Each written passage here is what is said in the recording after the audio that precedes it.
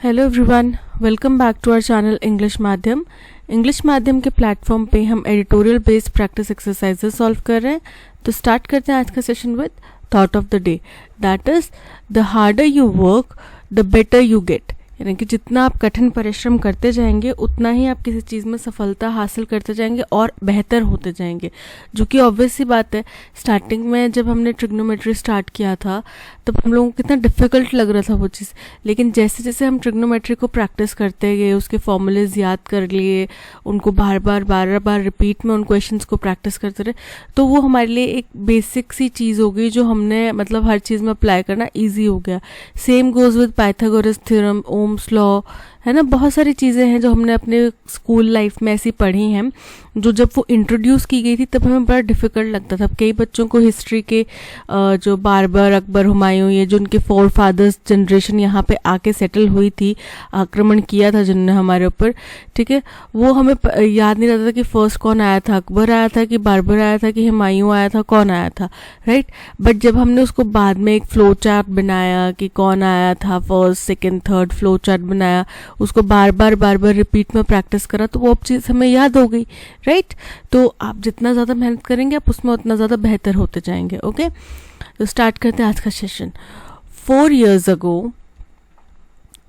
Boris Johnson won an election for Tories with an 80 seat majority। अब टॉरीज क्या है, वहाँ की यूके की एक पार्टी है जो कि कंजर्वेटिव पार्टी है, ठीक है, और इनका 80 सीट की मेजॉरिटी के साथ 4 साल पहले ये जीते थे, जो कि टॉरीज की सबसे बड़ी जीत थी 1987 के बाद, ठीक है। यानी कि 1987 से पहले उन्होंने कभी जीत हासिल करी होगी, 1987 के बाद में 80 सीट की मेजॉरिटी से जीतना उनकी अब तक की सबसे बड़ी जीत थी, ठीक है।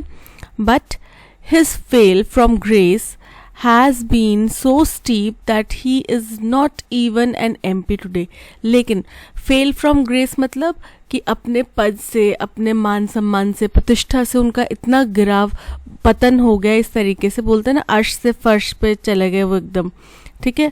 वो इतना तेज़ी से हुआ और इतना गहरा था कि आज की डेट में देखो, 4 साल पहले वो उनकी अध्यक्षता में 80 सीट की मेजॉरिटी से वो लोग इलेक्शन जीते थे, और आज की डेट में वो एमपी तक भी नहीं है, ठीक है, मिनिस्टर ऑफ पार्लियामेंट तक भी नहीं है वो, राइट। तो इतनी गहरी उनकी चोट आई, मतलब इतना नीचे वो गिर गए अपने पद से।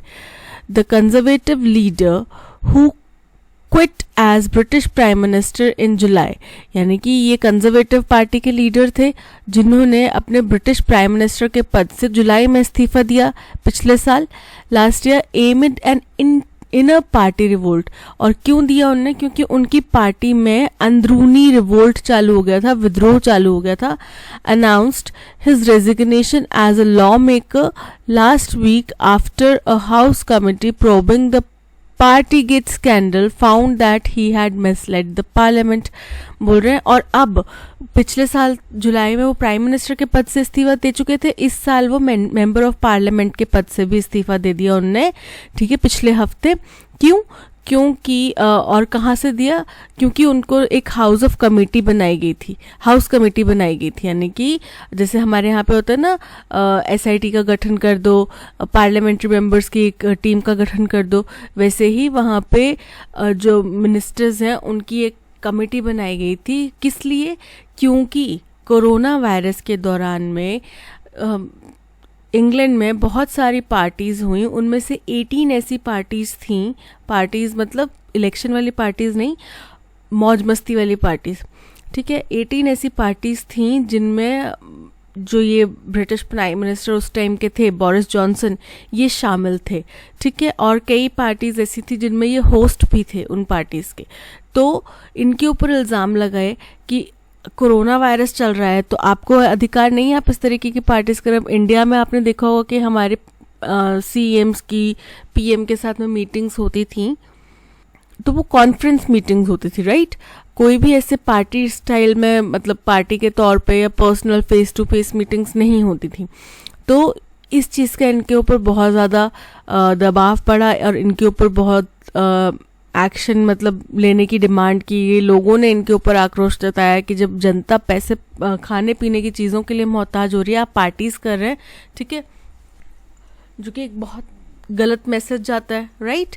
तो क्या हुआ, इसमें इनको पाया गया कि पार्टी गेट जो स्कैंडल है उसमें ये पाया गया कि इन्होंने पार्लियामेंट को मिसलीड किया है, यानी कि गलत इन्फॉर्मेशन दी है या कुछ भी गलत इन्होंने चीज़ें कही हैं या करी हैं, ठीक है, या फिर सबूतों को फैब्रिकेट करने की कोशिश करी है, राइट। बट किसी तरीके से उन्होंने पार्लियामेंट को मिसलीड किया है। Mister Johnson when Prime Minister had attended a host of parties during the COVID-19 lockdown, कि जॉनसन जो हैं जब वो प्राइम मिनिस्टर थे तब उस दौरान में उन्होंने काफ़ी सारी पार्टीज को होस्ट किया था, और जिस दौरान में कोरोना वायरस कोविड लॉकडाउन लगा हुआ था। Breaking the rules imposed on the public by his own government, जिसका मतलब ये हो कि उन्होंने अपनी ही गवर्नमेंट द्वारा बनाए गए रूल्स को तोड़ा है, राइट।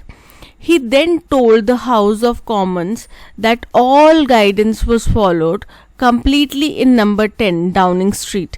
10 Downing Street क्या है, ये वहाँ के जो प्राइम मिनिस्टर हैं उनका रेजिडेंशियल एड्रेस है।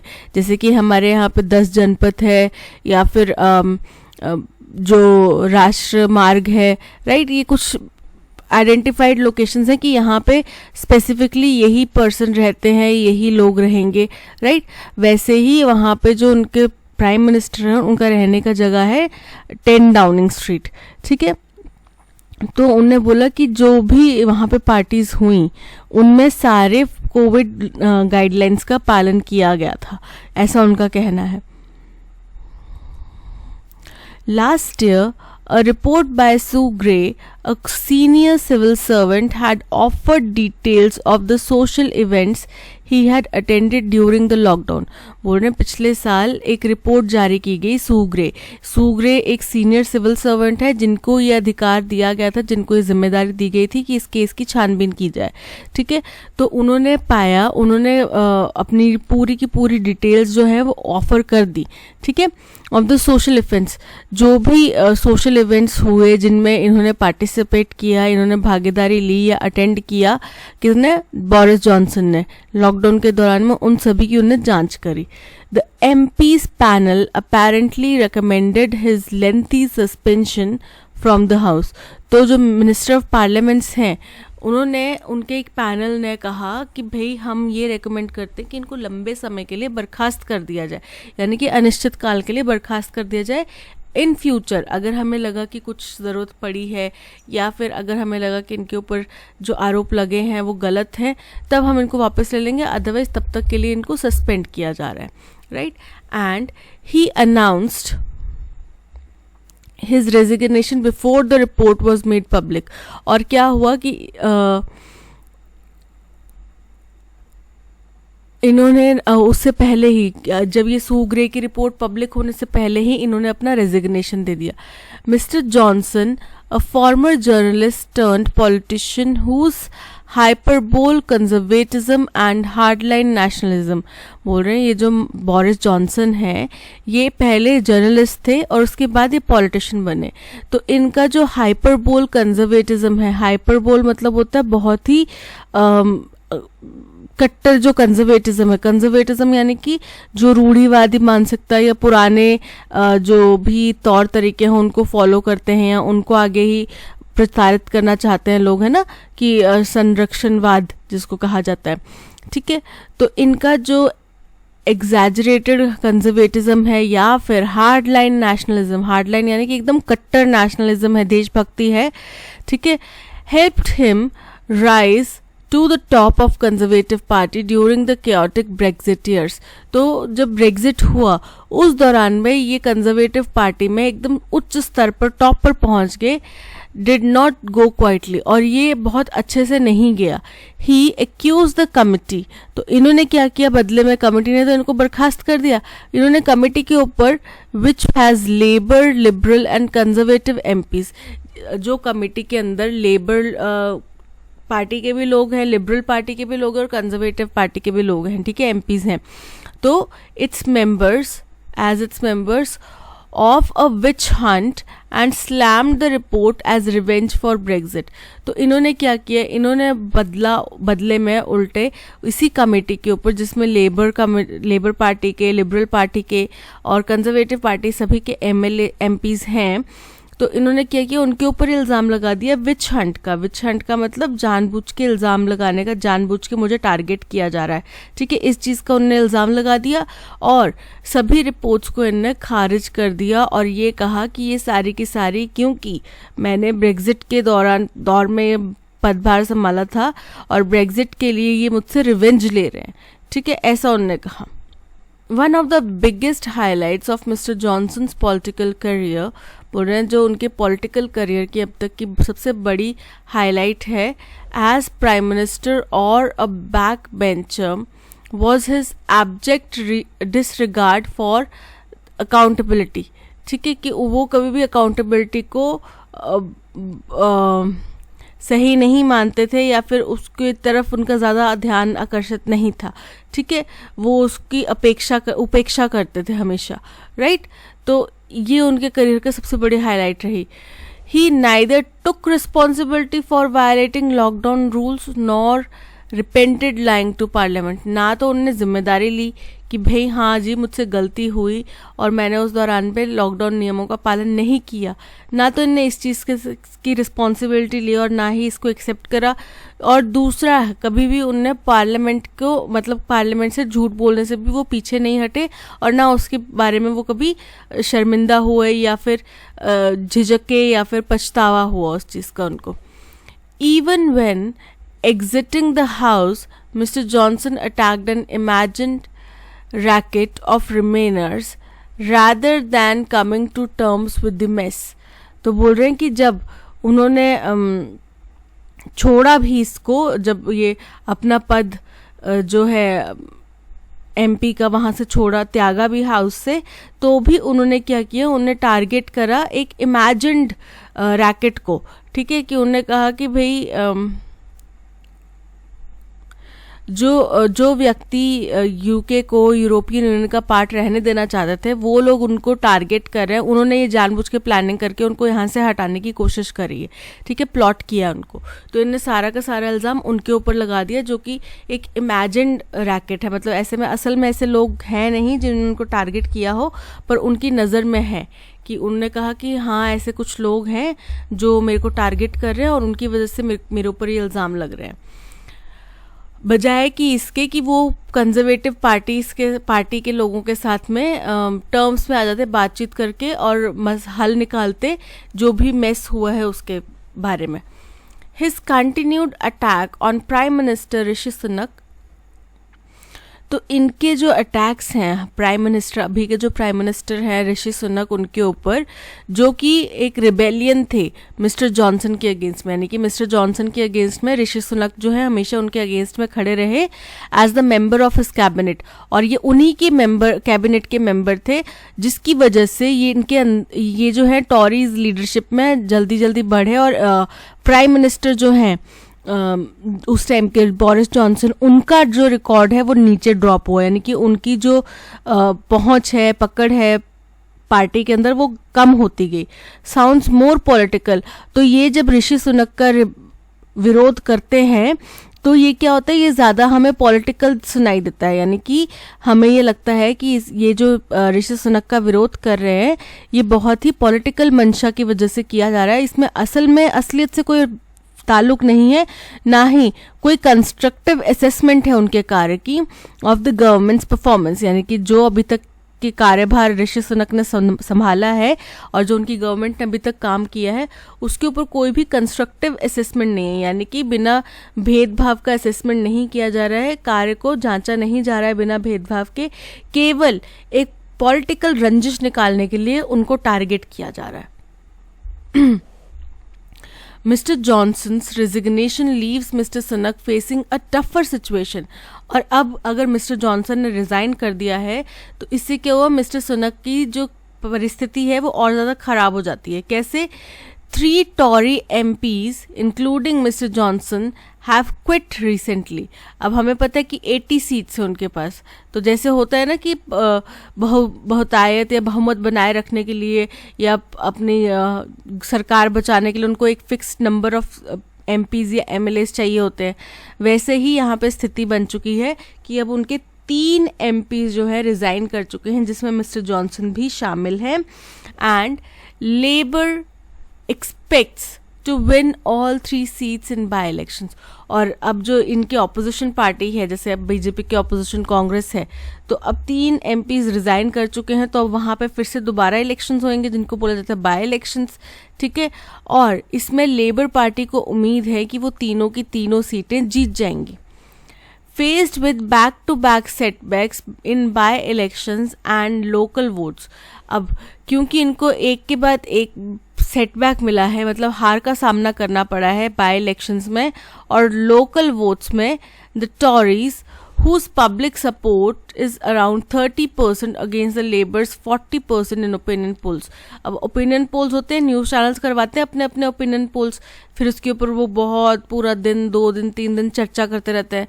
तो वैसे ही वहाँ पे opinion polls हुए जिसमें ये पाया गया कि टॉरीज जो हैं उनका पब्लिक सपोर्ट 30% है और जो लेबरर्स हैं उनका पब्लिक सपोर्ट 40% है इन पोल्स के अनुसार, ठीक है। यानी कि अगर बाय इलेक्शंस होते हैं तो किसके जीतने के चांसेस ज़्यादा हैं, ठीक है, वो इन्होंने प्रिडिक्ट कर दिया। आर ऑलरेडी अंडर प्रेशर, और जिसकी वजह से ये सब जो टॉरीज हैं, ठीक है, ये अभी प्रेशर के अंदर ही चल रहे हैं। Mister Johnson has dropped hints of a comeback. अब उसी दौरान में क्या हुआ, मिस्टर जॉनसन ने वापस पॉलिटिकल करियर में कदम रखने का फैसला कर लिया है। There are talks in the political circles about forming a right-wing party. तो बोल रहे हैं कि पॉलिटिकल गलियारों में, ठीक है, ये खबर है कि एक राइट विंग पार्टी बनने वाली है। It is not clear what he will do next. तो अब ये बिल्कुल भी क्लियर नहीं है कि अब अगला कदम इनका क्या होगा। But he has already done enough damage to the Tories, लेकिन बोरिस जॉनसन ने ऑलरेडी टॉरीज को बहुत ज़्यादा डैमेज कर चुके हैं, ठीक है। तो अगला कदम क्या होगा उससे अभी इनको इतना ज़्यादा फर्क नहीं पड़ेगा क्योंकि इनके पास ये ऑलरेडी खतरे में है, ठीक है। Any attempt at a political comeback will further destabilize the party and rupture Britain's conservative political landscape that is caught between Brexit isolationism, nationalism, a battered economy at home and an unrealistic quest to make Britain great again. बोल रहे हैं कि अगर ये comeback का कोई भी attempt करते हैं बोरिस जॉनसन, तो इससे वहाँ की जो स्थिति है वो और डिस्टेबलाइज हो जाएगी, यानी कि और ख़राब हो जाएगी, ठीक है। वो पार्टी को, यानी कि टॉरीज को और ज़्यादा ख़राब कर देगी उनकी स्थिति को।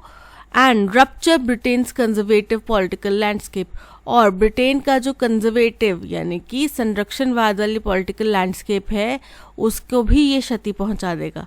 That is caught between Brexit isolation nationalism. अब ये जो ब्रेक्जिट हुआ उसमें जो आइसोलेशन प्लस नेशनलिज्म से बना है।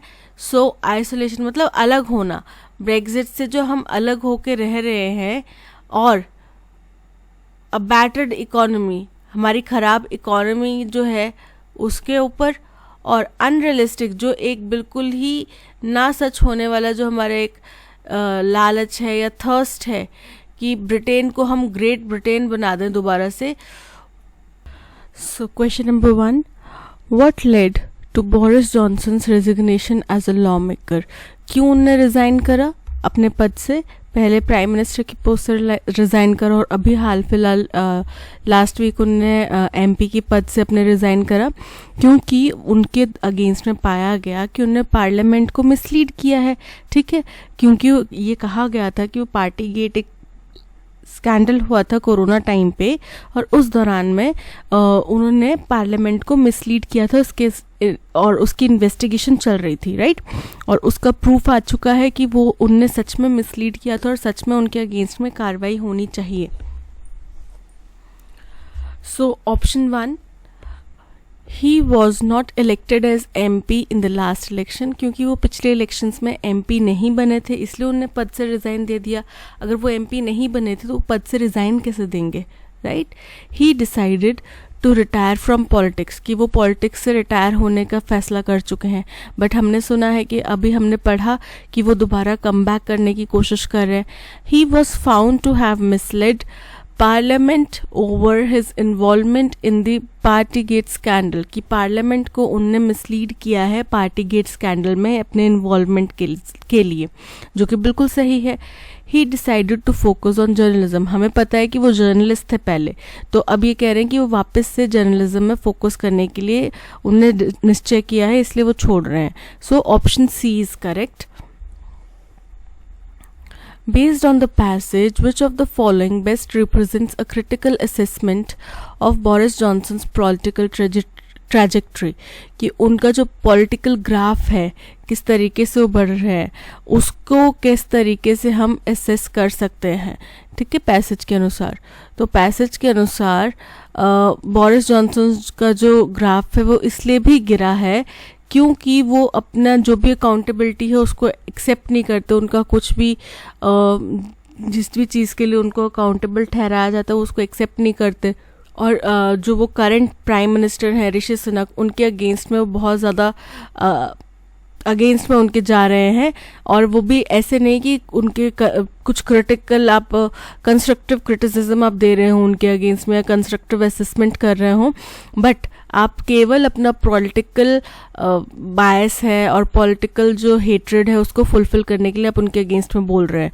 ठीक है, तो ये सब चीज़ लोग देख रहे हैं, इस वजह से उनका ग्राफ जो है काफ़ी गिर रहा है. Boris Johnson resigned due to pressure from the other Tory MPs and is planning to make a political comeback with the new right-wing party, कि उन्होंने केवल दूसरे टॉरी MPs के दबाव में आके रिज़ाइन किया और अब वो एक नई पॉलिटिकल राइट विंग पार्टी बना के अपना कमबैक करना चाहते हैं, जो कि गलत है. उन्हें दूसरे टॉरी MPs के दबाव में आके नहीं रिज़ाइन किया, बल्कि उनके ऊपर कुछ आरोप सिद्ध हुए हैं जिनकी वजह से उन्होंने रिज़ाइन किया है. Boris Johnson's refusal to accept accountability for his actions and his continued political attacks are causing further instability within the Conservative Party. बोल रहे हैं कि बोरिस जॉनसन जो है अपनी अकाउंटेबिलिटी को पहली बात तो एक्सेप्ट नहीं कर रहे. ठीक है, दूसरी चीज़ वो लगातार अटैक कर रहे हैं अपनी ही पार्टी के ऊपर, जिसकी वजह से उनकी पार्टी की जो हालात हैं वो ख़राब हो रहे हैं, उसमें इंस्टेबिलिटी बन रही है, जो कि बिल्कुल सही है. Boris Johnson, despite his fall from position of Prime Minister, has maintained a significant public support at around 30% in opinion polls. तो 30% का जो सपोर्ट है वो बोरिस जॉनसन को नहीं मिला, कंजर्वेटिव पार्टी को मिला है. ठीक है, और जो लिबरल पार्टी या फिर लेबर पार्टी है उसको 40% का सपोर्ट मिला है ओपिनियन पोल्स के दौरान में. तो अब हम ये नहीं कह सकते कि वो बोरिस जॉनसन की वजह से 30% मिला है या ऋषि सुनक की वजह से 30% मिला है, बट वो पूरी की पूरी कंजर्वेटिव पार्टी को 30% मिला है, तो ये स्टेटमेंट गलत हो जाती है. Boris Johnson's resignation was an act of contrition for his disregard of lockdown rules and lying to parliament.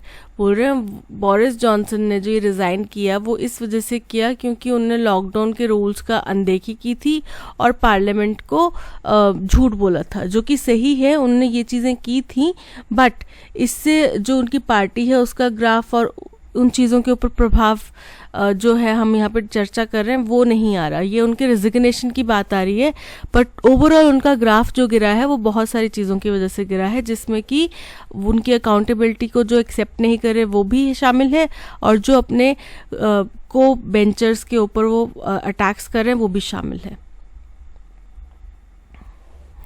According to the passage, which of the following are true about Boris Johnson? Boris Johnson के बारे में कौन सी बातें, निम्नलिखित बातें सही हैं? पहली बात तो ये, he was accountable and responsible during his political career, कि वो हर एक चीज़ की जिम्मेदारी उठाते थे, हर एक चीज़ की जवाबदेही समझते थे. ठीक है, जो कि बिल्कुल गलत है. हमने पढ़ा कि वो अपनी कोई भी जिम्मेदारी या जवाबदेही नहीं समझते थे. Right? His continuous attacks on Prime Minister Rishi Sunak were more political in nature than a constructive criticism of the government's performance. बोल रहे हैं कि उनके पूरे वो लगातार ऋषि सुनक के ऊपर अटैक कर रहे हैं। और ये जो अटैक्स है ये कंस्ट्रक्टिव क्रिटिसिज्म या कंस्ट्रक्टिव असेसमेंट नहीं कर रहे सरकार की परफॉर्मेंस के, बल्कि केवल अपना पॉलिटिकल रंजिश निकालने की कोशिश कर रहे हैं। ठीक है, तो इसीलिए वो केवल और केवल ऋषि सुनक के ऊपर आरोप प्रत्यारोप लगा रहे हैं, इल्ज़ाम लगा रहे हैं, जो कि बिल्कुल सही है। यानी कि ऑप्शन 2 करेक्ट है, ऑप्शन 1 हमने देखा इनकरेक्ट है। His resignation has put the Tories under pressure with the threat of losses in upcoming by-elections and local votes।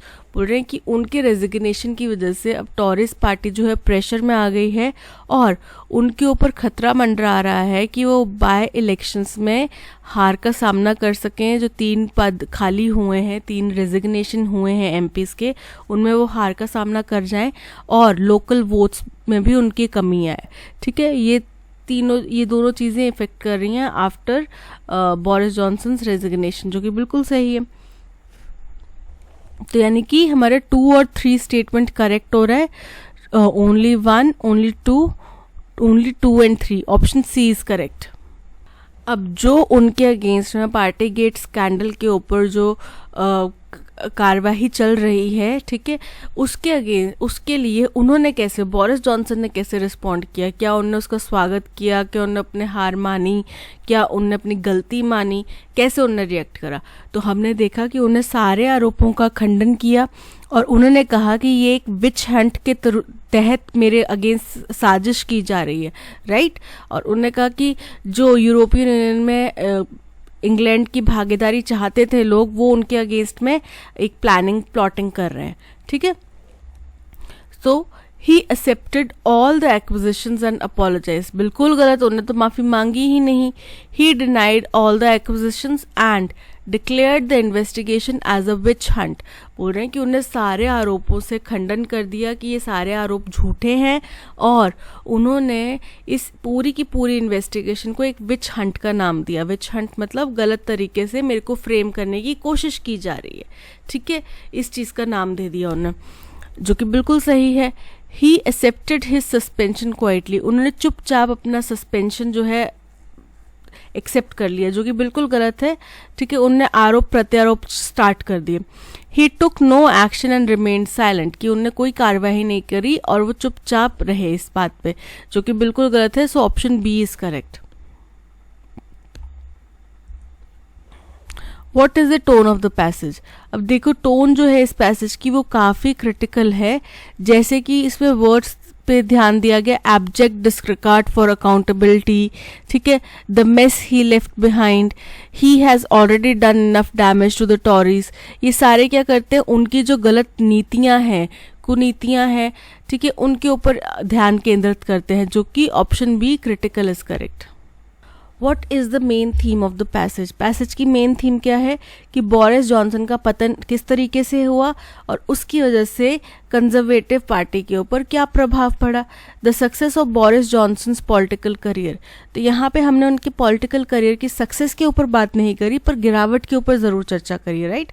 The future plans of conservative party, कि कंजर्वेटिव पार्टी के आगे future के क्या plans हैं, इनके ऊपर भी चर्चा नहीं हुई है, right. The fall of Boris Johnson and it's repercussions on the conservative party, कि बोरिस जॉनसन का किस तरीके से पतन हुआ और उसके आफ्टर इफेक्ट, रेपरकशन मतलब आफ्टर इफेक्ट्स, बाद के प्रभाव क्या रहे कंजर्वेटिव पार्टी के ऊपर।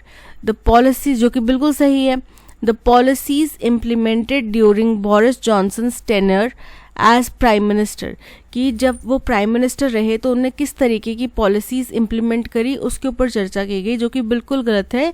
सो option C is correct. Which of the following word is a synonym for hyperbole? Hyperbole का मतलब होता है किसी चीज़ को बहुत बढ़ा चढ़ा के बताना, एग्जैजरेट करना, ठीक है। तो यहाँ पे रिस्ट्रेन, रिस्ट्रेन मतलब किसी चीज़ से बचना, ठीक है। एग्जैजरेट, एग्जैजरेशन मतलब हाइपरबोल, एक्यूरेसी मतलब एकदम सटीकता, और ह्यूमिलिटी, ह्यूमिलिटी क्या होता है कि आप किसी चीज़ से प्रभावित हो रहे हैं, राइट, ह्यूमिलिएट हो रहे हैं। तो यहाँ पे option B exaggeration is correct. Synonym बताना है हमें रिवोल्ट का। रिवोल्ट मतलब होता है विद्रोह, ठीक है, आंदोलन, विद्रोह, इसको बोलते हैं रिवोल्ट। अग्रीमेंट मतलब जो भी चीज़ें हुई हैं उसको आप मान लो, तो विद्रोह की तो बात नहीं रहेगी। रिबेलियन, रिबेलियन मतलब विद्रोही होता है। कन्फर्मिटी, कन्फर्मिटी मतलब अपनी अनुमति, अपनी परमिशन, अपनी स्वीकृति जाहिर करना। एक्सेप्टेंस, एक्सेप्टेंस मतलब भी अपनी स्वीकृति जाहिर करना। तो सबसे क्लोज यहाँ पे बनता है option B, rebellion. So option B is correct. अब हमें यहाँ पे select the option that expresses the given sentence in active voice. हमें इसको एक्टिव वॉइस में बनाना है। Let the farewell be bidden to our seniors. तो अब क्या हमने करना है, हमने फेयरवेल देना है। किसको देना है, अपने सीनियर्स को देना है। तो लेट, फिर क्या होएगा, हमने बिड करना है, ठीक है। लेट और किसने करना है, हमने। Let us bid farewell to our senior, ठीक है। Let us bid farewell to our seniors. So let us option C is correct. Despite his illness he decided to dash with his work. कि अपने परेशानी के, अपनी बीमारी के दौरान भी, बीमार होते हुए भी उसने डिसाइड किया कि वो डैश विद हिज वर्क मतलब क्या करेगा, अब परेशान होते हुए भी वो ये काम कर रहा है। यानी कि एक नेगेटिव चीज़ है उसकी हेल्थ रिलेटेड, बट स्टिल वो ये काम कर रहा है।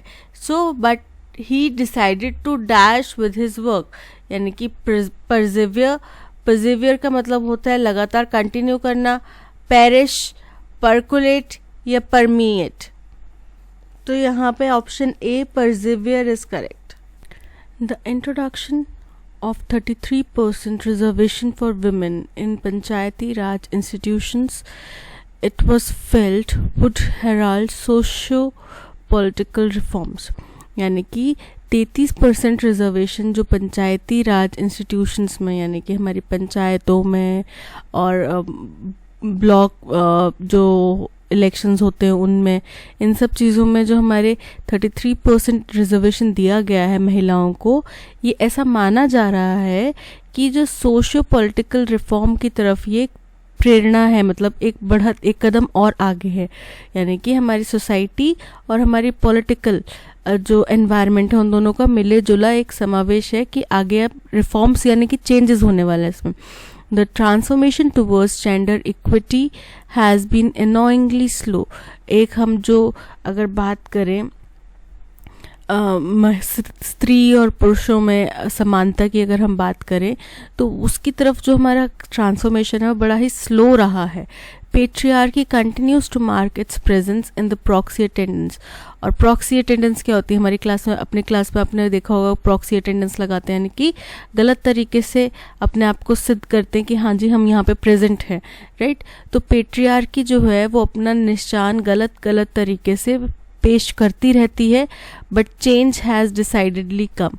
लेकिन अंततः चेंज तो आना ही है और आ ही रहा है। After each village is given a code. अब क्या हुआ कि हर एक विलेज को एक कोड दिया गया। Seats will be reserved for women and main on the basis of even odd numbers. और इवन ऑड नंबर के बेसिस पर महिलाओं और पुरुषों के बीच में सीट्स रिजर्व कर दी जाएंगी। वेयर women सरपंच is elected first, the village will have an other than women successor. यानी कि जहाँ पे पहले एक महिला सरपंच रह चुकी हैं, अब उसके बाद में महिलाओं के अलावा चाहे ट्रांसजेंडर हो, अगर इनको भी मंजूरी मिली हुई है, तो चाहे वो ट्रांसजेंडर हो या फिर पुरुष हो, पर अब महिला सक्सेसर नहीं होगी, ठीक है। यानी कि महिला के बाद में महिला नहीं होगी, पुरुष के बाद में पुरुष नहीं होगा, ठीक है। इस तरीके से अब क्या किया जा रहा है, सबको मौका देने की कोशिश की जा रही है। It may even include a transgender according to the chief minister. Active participation by women and assertion of rights and duties are encouraging milestones. Taking it forward, बोल रहे हैं कि महिलाओं की जो भागीदारी है, एक्टिव पार्टिसिपेशन है, ठीक है, और उनका जो राइट्स और ड्यूटीज़ की तरफ अपना एक अहमियत है कि हमें ये करना है, हम ये हमारी जिम्मेदारियां हैं, ये एक इनकरेजिंग माइलस्टोन है। उनको उनकी हक और जिम्मेदारियां देना, उनके हक और अधिकार देना, ये एक इनकरेजिंग माइलस्टोन है। Taking it forward is an evolving process, और इसको लेकिन अब आगे लेकर जाना और आगे बढ़ाना, ये एक इवॉल्विंग प्रोसेस है, ठीक है। यानी कि इसमें हमें बहुत ज़्यादा काम करना बाकी है। In that context the passage of a bill to amend the Haryana Panchayati Raj Act that seeks to ensure that 50% seats are kept for women is a bold step। तो इसी चीज़ को आगे बढ़ाते हुए या इसी बात को मद्देनज़र रखते हुए एक जो बिल आया है जिसका नाम है हरियाणा पंचायती राज एक्ट, जिसमें 50% सीट्स जो हैं वे महिलाओं के लिए आरक्षित की जा रही हैं, ये एक बड़ा ही बोल्ड कदम है। The rule will be applicable in future elections to जिला परिषद, ब्लॉक पंचायत समितिज एंड ग्राम पंचायत। और ये जो नियम है ये आने वाले ज़िला परिषद के इलेक्शन, ब्लॉक पंचायत समितिज के इलेक्शन और ग्राम पंचायत के इलेक्शंस में एप्लीकेबल होगा, यानी लागू होगा। तो अब देखो, सबसे फर्स्ट तो यहाँ पे इंट्रोडक्शन हो गया, ठीक है। किस चीज़ का इंट्रोडक्शन हो गया कि बात कर जा रही है महिलाओं के रिजर्वेशन देने की, जो कि 33% पंचायती राज में दिया जा रहा है, उसके बारे में बात की गई, ठीक है। फिर सेकंड आ गया कि हुआ क्या, हुआ ये कि एक्टिव पार्टिसिपेशन महिलाओं को बढ़ाने के लिए हमने हरियाणा पंचायती राज एक्ट एक पास किया, जिसके अंदर ये 30% जो सीट्स हैं वो 50% कर दी गई हैं, राइट। ये हो गया सेकेंड स्टेप। अब इस बिल की जो कुछ लाइनें हैं उनका जिक्र किया गया है और क्यों में कि after each village is given a code, हर एक विलेज को एक कोड दिया जाएगा और जो सीट्स हैं वो रिजर्व की जाएंगी विमेन और मेन में इवन ऑड के बेसिस पर, ठीक है। ये उसकी कुछ लाइंस को कोट किया गया। ये हो गया थर्ड। और फोर्थ हमारा बनता है एस स्टेटमेंट, जहाँ पे बताया जा रहा है कि ये रूल कब से लागू होगा, ठीक है। ये हो जाता है 4। तो हमारा अरेंजमेंट बन रहा है PRQS। पी से 2 ऑप्शन स्टार्ट हो रहे हैं, A और D, तो B और C तो एलिमिनेट हो गए। PQ PR, हमें चाहिए PR, तो PQ वाला तो हट गया, ठीक है। तो PRQS option D is correct. Citing public health concerns, Delhi, Odisha, Rajasthan, Sikkim and Chandigarh have already prohibited firecrackers till the month end or for an indefinite period। बोल रहे हैं पब्लिक हेल्थ कंसर्न का हवाला देते हुए दिल्ली, उड़ीसा, राजस्थान, सिक्किम और चंडीगढ़ ने पहले ही पटाखों के ऊपर प्रतिबंध लगा दिया है। कब तक के लिए? मंथ के एंड तक के लिए या फिर अनिश्चित काल के लिए, ठीक है। यानी कि अगर मंथ एंड तक स्थिति ठीक होती है तो तब तक है, अगर मंथ एंड तक स्थिति ठीक नहीं होती है तो अनिश्चित काल के, जब तक स्थिति ठीक नहीं होगी तब तक के लिए लगा दिया गया है। If strictly enforced, the order can help to counter the deadly cocktail formed by the COVID-19 pandemic and air pollution during the festive seasons। कह रहे हैं अगर हम इसको मजबूती से पालन करते हैं, स्ट्रिक्टली नियमों का पालन करते हैं, तो हमारा जो ये डेडली कॉम्बिनेशन बन गया है एक कोविड-19 पेंडेमिक और एयर पोल्यूशन का, इसको काउंटर किया जा सकता है, यानी कि इसका मुकाबला किया जा सकता है फेस्टिव सीजन के दौरान में। आपको पता है दिवाली के दौरान में काफ़ी ज़्यादा पटाखे वगैरह फोड़े जाते हैं, और हमने देखा कि 2020-21 में कोविड-19 भी था और उस टाइम भी दिवाली के दौरान पे, तो ये उस दौरान की बात की जा रही है जब लॉकडाउन लगा हुआ था, कोविड-19 पेंडेमिक फैला हुआ था और एयर पोल्यूशन भी काफ़ी हद तक बढ़ रहा था, राइट। तो इन दोनों स्थिति का जो एक डेडली कॉम्बिनेशन बन गया है उसको हम कम कर सकते हैं। Importantly, this ban will be applicable to all cities and towns in the country with average ambient air quality during November 2019 was poor or worse। बोल रहे हैं खास तौर पे ये जो बैन है ये उन सभी शहरों और गांवों में और जगहों पे लगाया जाएगा जहाँ पे नवंबर 2019 के दौरान में हमारा जो एवरेज एम्बिएंट होता है हमारी सराउंडिंग की जो एयर की क्वालिटी थी एवरेज, वो बहुत ही पुअर या फिर वर्स थी, ठीक है। उन सभी शहरों में और टाउन्स में ये चीज़ लगाई जाएगी। the National Green Tribunal's ban on the sale or use of firecrackers in National Capital Region till November 30 has literally come as a gasp of breath. बोल रहे हैं कि नेशनल ग्रीन ट्रिब्यूनल ने एक बैन लगाया, ठीक है, किसके ऊपर? आप ना तो बेच सकते हैं ना ही इस्तेमाल कर सकते हैं पटाखों का, ठीक है। कहाँ पे? नेशनल कैपिटल रीजन यानी कि दिल्ली और उसके आसपास के इलाकों में, ठीक है। टिल कब तक? टिल नवंबर 30 हैज़, और ये क्या है? ये एक बहुत ही हमारे लिए राहत की सांस लेने वाली बात है। तो यहाँ पे इंट्रोडक्शन हो गया कि एक बैन लगाया गया है, ठीक है। किसके ऊपर बैन लगाया गया? फायर क्रैकर्स के ऊपर, और जो कि काफ़ी अच्छा एक कदम है। ये शुरुआत हो गई, स्टार्ट हो गया। इसके बाद आता है हमारा कि अगर ये नियम अच्छे से फॉलो किया जाए तो कोविड-19 पेंडेमिक और एयर पोल्यूशन की वजह से एक डेडली कॉम्बिनेशन जो बन गया है उससे हम बच सकते हैं फेस्टिव सीजन के दौरान में। ये हो गया सेकंड स्टेटमेंट। थर्ड स्टेटमेंट हमारा आ जाता है कि ये जो बैन है ये एप्लीकेबल उन सभी शहरों के ऊपर एप्लीकेबल रहेगा जो कि नवंबर 2019 तक एवरेज एम्बिएंट क्वालिटी जो है, एयर क्वालिटी जिनकी खराब आई है, ठीक है। ये हो गया थर्ड। और फोर्थ आ जाएगा कि पब्लिक हेल्थ को ध्यान में रखते हुए दिल्ली, उड़ीसा, राजस्थान, सिक्किम, चंडीगढ़ ऑलरेडी इस तरीके का बैन लगा चुके हैं, ठीक है। तो ये हो जाएगा 4। सो S Q R P, S से यहाँ पे 2 स्टार्ट हो रहे हैं तो B और C फिर अगेन एलिमिनेट हो जाएगा।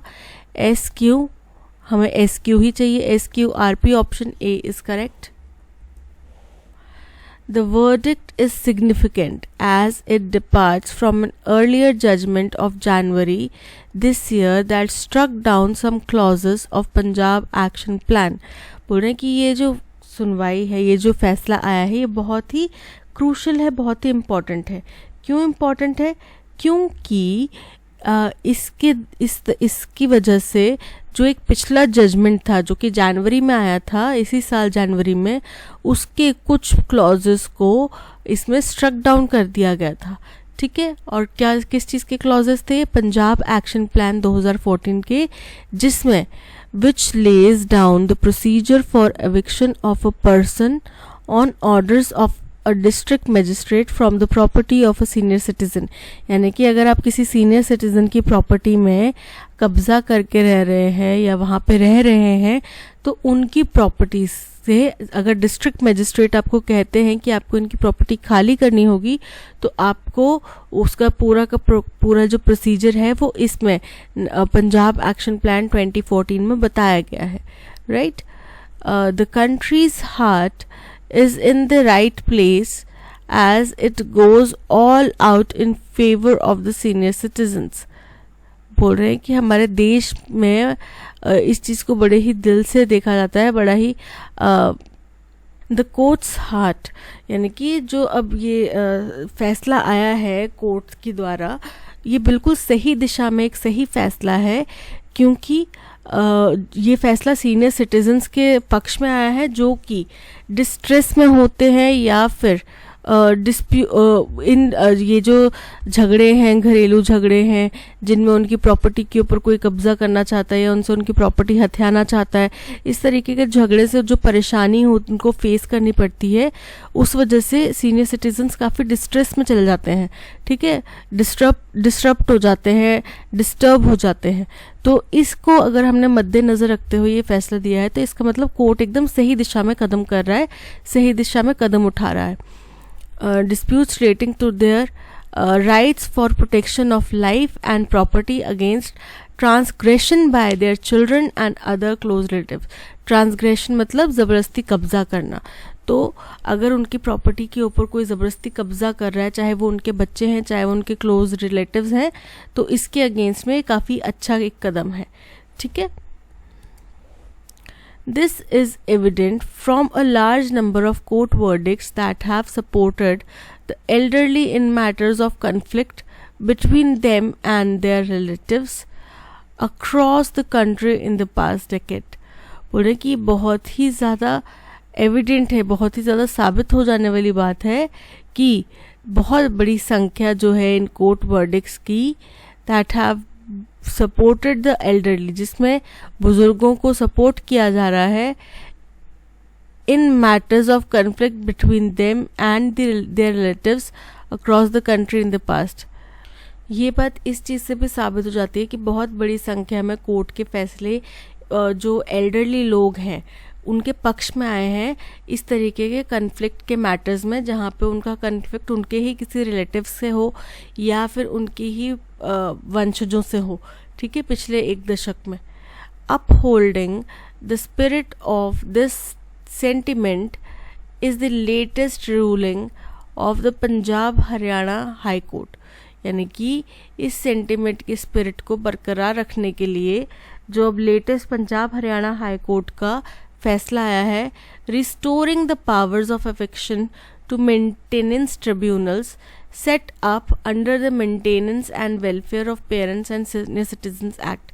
तो मेंटेनेंस ट्रिब्यूनल्स क्या होते हैं, जिसमें ये फैसला किया जाता है कि आप अपने माँ बाप को कितना मंथली मेंटेनेंस देंगे, ठीक है, क्योंकि वो बुज़ुर्ग हो चुके हैं, अब वो कमा नहीं सकते, आप कमा रहे हैं, तो अगर उनने इसके अंदर आपके अगेंस्ट में केस किया तो उनको आपको खर्चा पानी पर मंथ देना पड़ेगा, जो कि 10,000 से अबव नहीं हो सकता, ठीक है। ये मिनिमम कुछ उसकी भी रिक्वायरमेंट्स होंगी, ठीक है। तो उसकी एक रिक्वायरमेंट ये है कि 10,000 से ज़्यादा का खर्च आपके बच्चे आपको नहीं दे सकते, ठीक है, मैक्सिमम 10,000 ही दे सकते हैं। तो ये जो मेंटेनेंस ट्रिब्यूनल्स की जो पावर है, जिनमें एविक्शन का अधिकार भी उनके पास है, उसको वो रिस्टोर करते हैं, यानी कि बरकरार रखते हैं, सेट अप अंडर द, और इसको किसके अंडर में बनाया गया है मेंटेनेंस ट्रिब्यूनल को, maintenance and welfare of parents and senior citizen act, ठीक है, इसके तहत में इनको बनाया गया है। अब सबसे पहले हमारा स्टेटमेंट आ जाता है क्यों कि कोर्ट का जो दिल है वो बिल्कुल सही दिशा में है, यानी कि कोर्ट का कदम बिल्कुल सही दिशा में है, क्योंकि उनने सीनियर सिटीजन्स के पक्ष में हक में फैसला सुनाते हुए कहा कि जो भी परेशानी से उनको जूझना पड़ता है जब उनकी प्रॉपर्टी के ऊपर या उनकी जान के ऊपर कोई नुकसान होता है, तो ठीक है, ये फर्स्ट हो गया। इसके बाद में आ जाता है हमारा स्टेटमेंट आर, कि ये इस बात से भी जाहिर होता है कि बहुत सारे कोर्ट वर्डिक्ट्स हैं जिनमें एल्डरली को सपोर्ट किया जाता है, ये हो गया सेकंड। फिर आ जाता है थर्ड, कि इस आदेश को बरकरार रख के इससे हमने जो सेंटिमेंट्स हैं, जो उनके इमोशंस हैं, उनकी भी कदर करी है, ठीक है, ये हो गया थर्ड। और फोर्थ लास्ट में हो जाता है कि ये जो वर्डिक्ट है ये बहुत ही इम्पॉर्टेंट है, राइट। तो हमारा अरेंजमेंट बन रहा है Q R S P। अब Q से यहाँ पे केवल एक ही ऑप्शन स्टार्ट है, option B, Q R S P, option B is correct. And the collective net of journalistic safeguards is cast cautiously even for those independent journalists who work without the protection and privilege of large media brands, बोल रहे हैं। और ये जो collective यानी कि मिला जुला नेट है जर्नलिस्टिक सेफ गार्ड का, यानी कि जर्नलिस्ट को बचाने का, इस कास्ट कॉशियसली, इसको बहुत ही सावधानी से यूज़ किया जाता है, और उन जर्नलिस्ट के लिए भी जो इंडिपेंडेंटली जर्नलिज्म करते हैं, यानी कि किसी चैनल या मीडिया हाउस के अंडर में वो काम नहीं करते, ठीक है, या उनके पास इतने बड़े बड़े मीडिया हाउसेस का संरक्षण नहीं है, उनके लिए भी इनको बड़ी सूझबूझ के साथ में उपयोग किया जाता है। Still outside the walls of well guarded establishments, individual YouTubers and digital media reporters await the fate of Ramchandra Chhatrapati, बोल रहे हैं कि अब वेल गार्डेड एस्टैब्लिशमेंट्स से परे, यानी कि वेल गार्डेड यानी कि उनके पास कोई ऐसा मीडिया हाउस नहीं है, वो किसी मीडिया हाउस के लिए काम नहीं करते जो उनको बचा लेगा या उनको लिए कुछ अगर कोई स्पेशल केस है उसको इन्वेस्टिगेट करने का लाइसेंस या उसको कवर करने का लाइसेंस वगैरह उनको दे रहा है, ठीक है। तो इस तरीके के सेफ गार्ड से, वेल गार्डेड एस्टेब्लिशमेंट से वो परे हैं, ठीक है, उनकी दीवारों के परली साइड है। लेकिन फिर भी जो इंडिविजुअल यूट्यूबर्स हैं, डिजिटल मीडिया रिपोर्टर्स हैं, ये सब के सब रामचंद्र छत्रपति केस में इन्वेस्टिगेट कर रहे हैं, और अब उन रामचंद्र छत्रपति के आगे भविष्य का क्या फैसला होता है उसका इंतज़ार कर रहे हैं। बोल रहे हैं ऐसे कई किस्से हैं, बहुत बारी ऐसा हुआ है अपैरेंटली, मतलब बहुत बार ऐसा हुआ है जब जर्नलिस्ट ने बहुत ज़ोर शोर से फोर्सफुली डिफेंड किया है अपने साथी ट्रूथ सीकर, यानी कि सत्य के जानने वाले लोगों के लिए। सत्य कौन जानते हैं? जर्नलिस्ट इन्वेस्टिगेट करते हैं, राइट? तो उनको सत्य की खोज करनी होती है, इसलिए इन्वेस्टिगेट करते हैं। तो अपने सहकर्मियों का उनने बहुत ज़ोर शोर से उनको डिफेंड किया है, उनका बचाव किया है against disproportionate and illegitimate use of force, जबकि उनके अगेंस्ट में लॉ एनफोर्समेंट एजेंसीज द्वारा गलत तरीके से आरोप लगाए जाए या उनका उनका जो है एक तरीके से दुरुपयोग किया जाए अपनी पावर्स का, उनको नीचा दिखाने के लिए, उनको गलत साबित करने के लिए, उनको केस से हटाने के लिए। ठीक है, तब दूसरे जो सहयोगी जर्नलिस्ट हैं वो सामने आ जाते हैं, उनका बचाव करते हैं। द एडिटर ऑफ पूरा सच ऑफ सिरसा, एक पूरा सच ऑफ सिरसा करके कोई होगा जर्नलिज्म टीम, उनका जो एडिटर हैं who paid the price of honest investigative journalism with his life, जिनको अपनी जान खो के, जान की बाजी लगाकर या जान गवा कर एक अच्छी इन्वेस्टिगेशन का प्राइस देना पड़ा। ठीक है, यानी कि वो काफ़ी अच्छे से इन्वेस्टिगेट करते होंगे चीज़ों को और जिसका खामियाजा उनको अपनी जान की कुर्बानी देकर देना पड़ा। अब यहाँ पे फर्स्ट स्टेटमेंट जो है आर, क्योंकि यहाँ पे बताया जा रहा है कि फेलो जर्नलिज्म्स को बचाने के लिए कई बार जो सहयोगी जर्नलिस्ट हैं वो सामने आते हैं और ज़ोर शोर से जो लॉ एनफोर्समेंट एजेंसीज़ की गलत और इलीगल कार्रवाई हैं उन अपने फेलर जर्नलिस्ट की, उनके अगेंस्ट में जो उनकी इलीगल कार्रवाई है उसको रोकने की कोशिश करते हैं। ये हो गया फर्स्ट स्टेटमेंट। ठीक है, अब लॉ एनफोर्समेंट एजेंसीज, आगे स्टेटमेंट इनकरेक्ट है, राइट? तो इस इनकरेक्ट स्टेटमेंट को and the collective net of journalistic safeguard, ठीक है, पी स्टेटमेंट जो है इसको करेक्ट करता है। ये हो गया हमारा सेकंड स्टेटमेंट। इसके बाद में still outside the walls of well guarded establishment, ये हो गया थर्ड स्टेटमेंट। और लास्ट में आ जाता है कि एडिटर जो है पूरा सच ऑफ सिरसा, इनके बारे में बात हो जाती है। तो ये हो गया 4।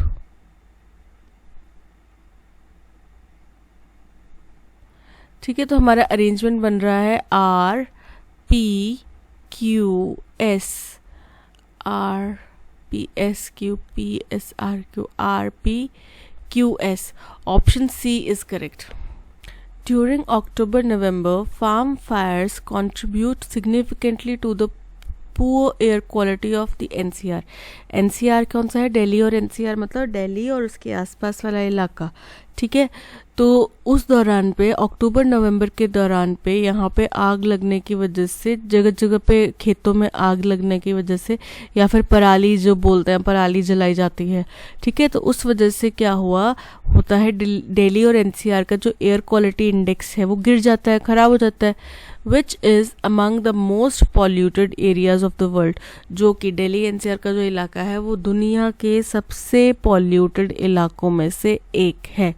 ठीक है, as dense smog and haze once again envelop the northern region, और जैसा कि अब स्मॉग और हेज की वजह से इंडिया का जो नॉर्दर्न रीजन है वो ऑलरेडी ही एनवेलप हो चुका है, यानी कि कवर हो चुका है, किससे? स्मॉग और हेज से। ठीक है, the burning question of the authorities' inability to combat the situation assails the citizens। तो बोल रहे हैं कि ये जो बहुत ही गहरा क्वेश्चन है जिसमें कि अथॉरिटीज़ की इनकेपेबिलिटी इस सिचुएशन को हैंडल करने के लिए, सिटीजन्स को बचाने के लिए, ठीक है, ये जो उनकी इनकेपेबिलिटी है उसके बारे में जानकारी मिलती है। Who experience the debilitating effects of air pollution year after year, तो उनकी जो इनएबिलिटी है, क्षमता है जिससे वो इस स्थिति से डील नहीं कर पाए, जूझ नहीं कर पाए। Who experience the debilitating effects of air pollution और इन लोगों को क्या है, यहाँ के जो लोकल लोग हैं उनको साल दर साल एयर पोल्यूशन के खतरे से जूझना ही पड़ रहा है, ठीक है। In fact the ground reality portends a yawning gap between the steps purported to have been taken to deter, incentivize the farmers from setting ablaze stubble and the veracity of the claims। बोल रहे हैं कि जो हकीकत है, ये जो बहुत बड़ा गैप है, कि जितनी संख्या में या जो फार्मर्स कि जो बहुत बड़ा गैप है जिसमें ये कहा जाता है कि हाँ जी हमने ये स्टेप्स उठाए हैं जिससे फार्मर्स ना फसलों को आग लगाएं या फिर जो बाद में घास फूस बच जाता है उसको आग ना लगाएं, और जो असल हकीकत है, ठीक है, इन दोनों के बीच में जो बहुत बड़ा गैप है, ठीक है, ये भी एक मतलब ये ग्राउंड रियलिटी जो है वो एक्शन से बहुत दूर है, जो कागज़ों में क्लेम्स किए जाते हैं उनसे बहुत दूर है, ठीक है। For it is certain that if the alternatives given were viable, no peasant would have willingly set aflame the stubble and exposed himself and his fellow men to the health risks posed by the noxious fumes and particulate matter polluting the air and traveling afar with the wind। बोल रहे हैं कि अगर हकीकत, हमने जैसे बात की कि हकीकत से जो ग्राउंड रियलिटी से और जो क्लेम्स हैं उनसे बहुत दूर दूर का एक दूसरे से कोई नाता नहीं है, बहुत दूर है एक दूसरे से। तो अगर कोई भी लॉजिकल व्यक्ति सोच सकता है कि अगर असल में ऐसी चीज़ें होती जो क्लेम्स किए जा रहे हैं कि हाँ जी हमने इतने लोगों को इरेडिकेट कर दिया, इतने लोगों को मना कर दिया, इतने लोग हमारी बात मान रहे हैं, हमने ये तरीका अपनाया, वो तरीका अपनाया, हमने ये सोल्यूशन दिया, तो अगर असलियत ऐसी होती तो किसान क्यों अपनी जान जोखिम में डालते, क्यों अपने सहयोगियों की जान जोखिम में डालते, अपने फैमिलीज़ की जान जोखिम में डालते हैं पराली को आग लगा के, है ना। और फिर उनको भी पता है, जब उनको बता रहे हैं कि हाँ जी इससे हेल्थ रिस्क है, तो उनको भी पता चल रहा है, डेली न्यूज़ वो भी सुनते हैं, तो क्यों अपने लोगों को वो इस तरीके के जहरीले धुएं से मारने की कोशिश करते हैं, उनकी जान खतरे में डालते, राइट। तो जिससे साफ जाहिर होता है कि हकीकत से ग्राउंड रियलिटी से जो क्लेम्स हैं उनका दूर दूर तक का नाता नहीं है, राइट। तो अब सबसे पहला हमारा यहाँ पे स्टेटमेंट हो जाएगा क्यों, कि जैसे डेंस स्मॉग और हेज ने हमें एनवेलप कर लिया है नॉर्दर्न रीजन को, तो फिर से सवाल उठ खड़ा हुआ है कि अथॉरिटीज़ कितनी इनकेपेबल है कि वो स्थिति से जूझ नहीं पा रही हैं, निपट नहीं पा रही हैं, ठीक है। ये हो गया हमारा फर्स्ट स्टेटमेंट। इसके बाद में आ जाता है कि इन फैक्ट जो ग्राउंड रियलिटी है वो जो वेरासिटी ऑफ क्लेम्स है उनसे बहुत दूर है, ठीक है। ये हो गया सेकंड स्टेटमेंट। फिर आ जाता है थर्ड स्टेटमेंट कि ये भी बहुत सर्टेन है कि जो अल्टरनेटिव्स दिए जा रहे हैं अगर वो वायबल होते तो ये जो किसान हमारे भाई हैं वो क्यों इस तरीके का कदम उठाते अपनी जान को जोखिम में डाल के, यानी कि जो क्लेम्स किए जा रहे हैं कि हमने ये सॉल्यूशंस प्रोवाइड करे हैं वो इतने कारगर नहीं हैं। और फिर लास्ट में बताया जा रहा है कि अक्टूबर नवंबर में फार्म फायर्स की वजह से सबसे ज़्यादा एयर क्वालिटी जो है ख़राब होती है, ठीक है। इसके बारे में बता दिया गया। सो हमारा अरेंजमेंट बन रहा है QRSP। QRSP option A is correct. This is hermeneutical concept of culture. This hermeneutical concept of culture, hermeneutical मतलब होता है जो एक बड़ा पुराना एक कल्चरल कंसेप्ट चला आ रहा है, ठीक है, जिसका शायद हमें इतना ज़्यादा ज्ञान भी नहीं है कि क्यों हम करते हैं, बट हम कर रहे हैं, ठीक है। तो ये जो कंसेप्ट चला आ रहा है can be dash to be at the heart of the celebration of the world cultural diversity day. तो इसको कैसे देखा जा रहा है, can be dash to be, इसको हम जो ये वर्ल्ड कल्चरल डाइवर्सिटी डे है सेलिब्रेट किया जा रहा है उसका एक मुख्य फोकस पॉइंट के तौर पे देखा जा रहा है, where cultures need to assemble and not resemble each other. बोले जहाँ पे कल्चर्स इकट्ठे होंगे, ना कि एक दूसरे को पोर्ट्रे करेंगे, एक दूसरे को रिजेंबल करेंगे, एक दूसरे के समान हो जाएंगे, बट एक दूसरे के साथ में वहाँ पे मिलजुल कर सेलिब्रेशन करेंगे। As UN secretary general portrait, जैसा कि UN के सेक्रेटरी जनरल ने इसके बारे में कहा है, इसको दिखाया है। Viewing culture as a global public good and setting it within the framework of sustainable development। अब यहाँ पे कल्चर को एक ग्लोबल पब्लिक गुड के तौर पे, कि हर एक समाज का अपना कल्चर है, उसमें कुछ ना कुछ अच्छी बातें हैं, तो उसको एक अच्छा एक ओपिनियन, एक अच्छा एक पॉइंट देख के देखा जा रहा है, and setting it with in the framework of sustainable development. और अब इसके ज़रिए हम सस्टेनेबल डेवलपमेंट की तरफ अपना कदम उठा सकते हैं। Is a unique UNESCO initiative, और ये यूनेस्को का एक बड़ा ही यूनिक इनिशिएटिव है।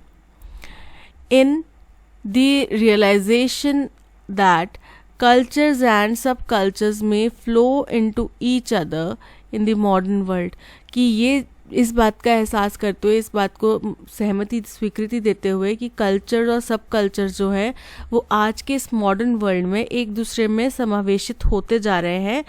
It holds up the multiplicity of the perspectives, each to be valued and treasured by the other. तो ये क्या करता है, ये बरकरार रखता है जो हमारी विविधता है, हमारे विचारों में, हमारे ओपिनियंस में जो विविधता है, हमारे कल्चर्स में, ईच टू बी वैल्यूड, और जो हम हर एक कल्चर का, हर एक ओपिनियन का मान रखते हैं, सम्मान करते हैं, एंड ट्रेजर्ड बाय अदर्स, और वैल्यूड एंड ट्रेजर्ड, जो कि अगर सपोज करो मेरा धर्म है तो आस पड़ोस के लोग हैं वो मेरे विचारों को, मेरे धर्म को मान देते हैं, ठीक है, और अगर किसी और के कुछ डिफरेंट विचार हैं मेरे से तो मैं उसको मान देती हूँ, ठीक है। तो इस चीज़ को बरकरार रखता है ये यूनेस्को का जो इनिशिएटिव है ना, ये इन कि एक दूसरे के धर्म का, एक दूसरे के ओपिनियंस का हमें मान सम्मान करना चाहिए, इस बात को और मजबूत कर देता है। This notion of the dash of diverse ideas and cultures has of course characterized the dash mind since time immemorial। तो बोल रहे हैं कि ये जो हमारा नोशन है, ठीक है, of the dash of diverse ideas and cultures, कि हमारे जो समागम होता है बहुत सारे कल्चर्स का और आइडियाज़ का, इसने ज़ाहिर तौर पे कैरेक्टराइज कर दिया है हमारे माइंड्स को सिंस टाइम, जब से हमें याद भी नहीं कब से ये चीज़ें चली आ रही हैं। इंडिक मतलब इंडो यूरोपियन जो लोग हैं उनके बारे में बात की जा रही है। Indic thought has constantly returned to this theme of synthesis and not just in thought but in every aspect of life. और बोल रहे हैं कि ये जो इंडिक थॉट है, इंडो यूरोपियन विचारधारा वाला जो तो थॉट है, ये बार बार रिटर्न हो जाता है, बार बार वापस आता है इस थीम सिंथेसिस के ऊपर, ठीक है, and not just in thought but in every, और केवल विचार के तौर पर नहीं वापस आता है पर हर एक एस्पेक्ट में वापस आता है। Every idea and every culture has been celebrated, हर एक ओपिनियन को, हर एक कल्चर को हम मान सम्मान देते हैं, इवन थ्रू टर्बुलेंट टाइम्स, और जब परिस्थितियाँ खराब हों तब भी। Such has been the Upanishadic vision led dash by the ancients, और ये हमारे उपनिषदों का एक विजन है, ओपिनियन है, उनका एक नज़रिया है कि हर एक को मान सम्मान मिलना चाहिए, चाहे परिस्थितियाँ कितनी भी खराब हों, हर धर्म का, हर विचार का हमें एक्सेप्ट करना चाहिए। Shri Aurobindo saw a spiritual aspiration as the governing force of this culture, its core of thought.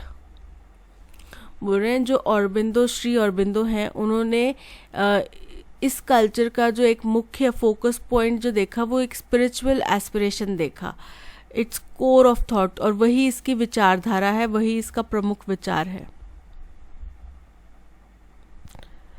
This hermeneutical concept of culture can be dash to be dash, can be seen, can we saw, seen मतलब देखना, saw मतलब ही देखना। Argue, argue मतलब होता है बहस करना। In the realization that cultures and subcultures may flow into each other dash in the modern world, grossly, grossly मतलब होता है किसी भी चीज़ को बहुत ही एक्सट्रीमली, बड़े ही इनॉर्मस वे में, ठीक है, करना। सीमलेसली, सीमलेसली मतलब बड़ा ही स्मूथली। तो हमने देखा कि कल्चर और जो सब कल्चर है वो एक दूसरे में स्मूथली फ्लो कर रहे हैं, राइट। तो flow into each other smoothly in the modern world, तो सीमलेसली इज करेक्ट। साइमल्टेनियसली मतलब रैंडमली, बिना कोई सूचना के कोई आ जाए अचानक से, तो वो क्या हो गया, साइमल्टेनियसली। साइमल्टेनियसली यानी कि उसी समय पे, जिस टाइम पे आप ये चीज़ कर रहे हैं उसी टाइम पे कोई दूसरी घटना भी हो रही है, ठीक है। प्रेसिपिटसली, प्रेसिपिटसली हमने पहले भी प्रेसिपिटस पढ़ा था, जिसका मतलब होता है बहुत शार्प, बहुत ही स्टीप, बहुत ही तीखा, ठीक है। सो यहाँ पे सीमलेसली, सीमलेस फ्लो हो रहा है, option B is correct. The notion of the dash of diverse ideas, तो ये जो विचार है, ये जो ओपिनियन है कि डैश हो डाइवर्स आइडियाज़ का और कल्चर्स का, has of course assimilation. Assimilation मतलब होता है इंटीग्रेशन या फिर इंटर कॉर्पोरेशन या फिर मिलजुल के काम करना। सबसे पहला है एसिमुलेशन। एसिमुलेशन मतलब किसी चीज़ को इंक्लूड करना, किसी चीज़ को एब्जॉर्ब करना। रियलाइजेशन, रियलाइजेशन मतलब किसी चीज़ के बारे में जागरूकता होना, अवेयरनेस आना। ऑब्जर्वेशन मतलब किसी के ऊपर नज़र रखना, परख रखना, ठीक है। और रेजोल्यूशन, रेजोल्यूशन मतलब होता है कि कोई एक फर्म डिसीजन बनाना। Option A assimilation is correct. मॉन्जस यानी कि ह्यूज। इंडिक, इंडिक जो हमने पढ़ा भी था, related to Indian and European. And tactic, tactic मतलब होता है हमारा जो अप्रोच है, हमारा जो मेथड है, ठीक है। तो यहाँ पे characterise the Indic mind since time immemorial, यानी कि इंडिक यानी कि इंडियन यूरोपियन एंसेस्ट्री वाले जो हमारे दिमाग हैं, उनको पता नहीं कब से, मतलब हमें याद भी नहीं है कितने टाइम से ये हमारा माइंडसेट बना हुआ है। Every idea and every culture has been celebrated even through turbulent times, such has been the Upanishadic vision laid down। अब कोई विजन है वो lay down किया जाता है, यानी कि establish किया जाता है, ठीक है। तो laid down by the ancients, so यहाँ पे ऑप्शन डी इज करेक्ट।